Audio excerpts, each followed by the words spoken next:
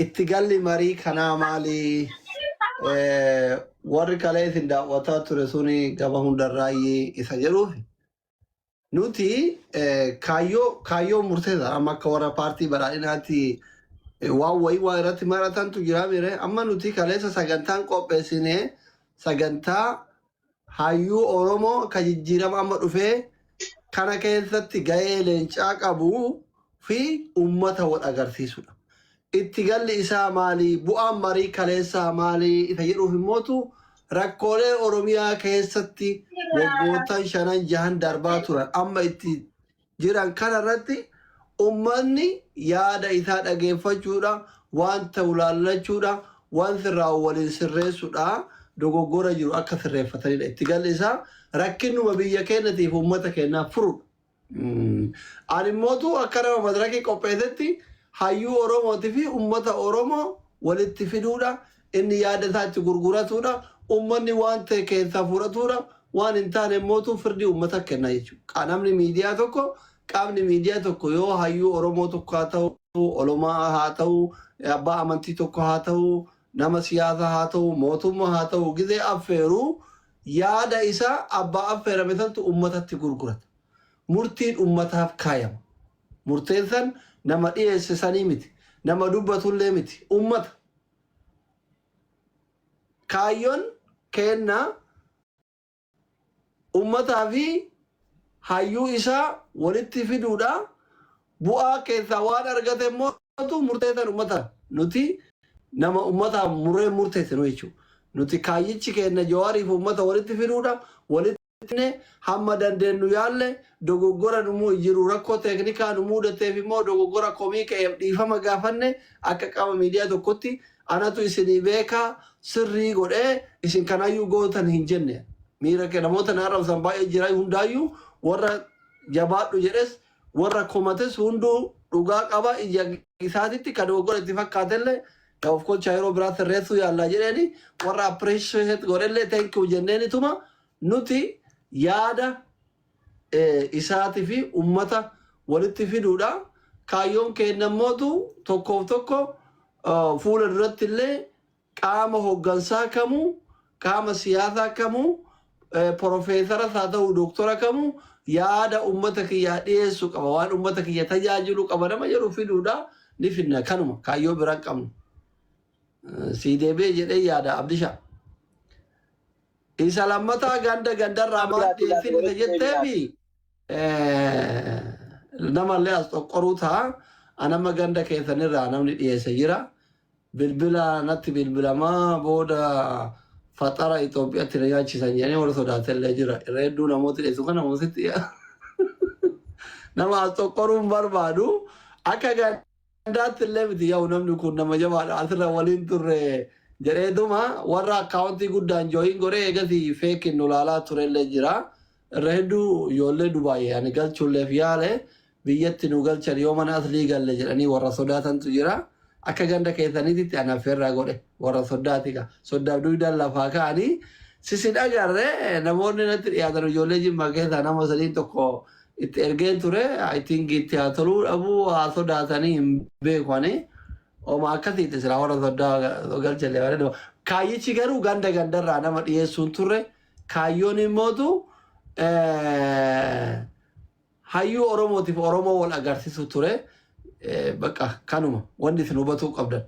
Yeroo itti aanutti immoo namoota jajjaboo quuqaa keenya nuu dubbata jettan qopheessinee walitti finnamu. Komii amma ka'e kanaaf yeroo dhiyootti jechuudha. Yeroo dhiyootti ganda hundarraa jechuudha. Ganda hundarraa quuqaa keenya nuu dubbata nama jedhu jabaadha hin qabna nama jedhu fedhu tiktookan hin ta'in tiktookii haa banatu viidiyoo isinii hojjedha lakkoofsa isaanii naa kennitanii finnee yoo fedhe dhufee gaafata yoo nageenya isaatiif nama sodaatu ta'e tokko tokkoon gaafii nuu barreessa. Oromiyaa Wallorraa, Oromiyaa Jimmarraa, Oromiyaa godina akkana Baalerraa, Arsirraa, Harargeerraa jennee gaafii isaa ni gaafanna. Qaama kamuu galatoomaa sodaa dalagarra jirtanii. Amma jarraa biraatii nama akka Soofiyaa jabeessin jedha. Soofiyaa kaleessa kan waa'ee tokkummaa chaarjiin irra dhaabate jechuma lama jedhee bu'aa silaamani doktora illee ka biraa deemanii miti dubbiin irra jirtan illee ta biraa deemanii miti yoo hiree naa kennitan narra diimate wallahi badhee jira. Ayye. Ayye nuwwan. Duraan dursa doktor baga rabbiin oofee sadarkaa gartanii kaleessa illee uummata keessanii dhaabataa turtanii doktorummallee maanu gartanii ittiin baanyu baga rabbi dhugoomseedha. Kanatti aansuudhaan akka kiyyatti waan godhame kuni gammachuu itti qabaa maaliif jennaan miidiyaan xiqqaa guddaan qabu. Ilma walii qabee akkamiin awwaaltan jedhe takka hin dheeratti. Kanaaf wanti an jedhu nuti rakkoo qe'ee teena jirtullee ni beeytanii taani Iliyaas simbira jira akka godina Arsiitti nu sibira tarree wanti godina Arsii bakka buunu hin jiru sana akkasiin naa qabadhu. Bulchaa godina Arsii nagootanii? Qe'ee teena jirtu. Si goone si komando lutu qabachuu dandeessa. Oromoo jaalatu bulchaa akka federaalaatti ilaalla malee gadi buustee Arsiin godina rabbii jedhi. Ani keessa jiru keessa illee jiru dandeettillee qabu fuudhulee. Keessaan sitti himan namaa fi baratu hin dubbattamaa fi malee wanni himi. Ani chaayinaa Oromoo jaalatu. Kuni waan gaariidha dhugaadha bakka amma namni maaf ganda sana akkas hin goone sanullee haga taate laalaatumaan turree garuu wanna kana akkuma jedhame itti yaadamee hin godhamne namnummaan kun akkuma jedhame ummata walaa arguudha. Baga ta'e waa badan malee waan tolanii uf dura kana daran akka ummanni fedhii ummataa irra dhaabattanii akka itti fuftan hayyichi kennallee akka itti fufu shakkii hin qabnu. Carraa naa kennitaniif galatoomaa isinitti hin dheeressu yeroo biraa waliin jirra fayyaa ta'a. Galatoomi ulfaadhu baay'ee. Suleymaan. Doktor carraan kiyya na fakkaate ulfaadhu galatoomaa harkisuu keetii fi awwalatti ni dandeettallee dhugumatti dandeetta. Tana dhugumaan sii kenne nallee hin tuffatini hin dandeetta. Ani amanuu dide gaafate jawaara fida jette amanuu dide amma siif jawaari illee jiru tokko laasu dhugaa rabbiitan qoosaaf illee haasaan jiru. Maaltu amanuu si dhoog? Amanuu wanti na dhooge maali jedhe qoosaasee tokkoffaa wallaahi isuma dhugaa siin jedha. Eeyyee. Dhugaa siin jedha amanuu dide annahu viidiyoo keessan argeeti yaa rabbi dhugaa godhi si doktorri nutti qoosu jira moo akkami wanti kun ka jedhu amanuu dide boodarra moo ni agarsiifte dhugaan agarsiifte. Waan hin jette akka tiqamatamaan dalayduu fi duras waan irraa dubbatu tokko waan inni godhe tokko gootu qaceellotti namni gartee kulliin ni beekaa.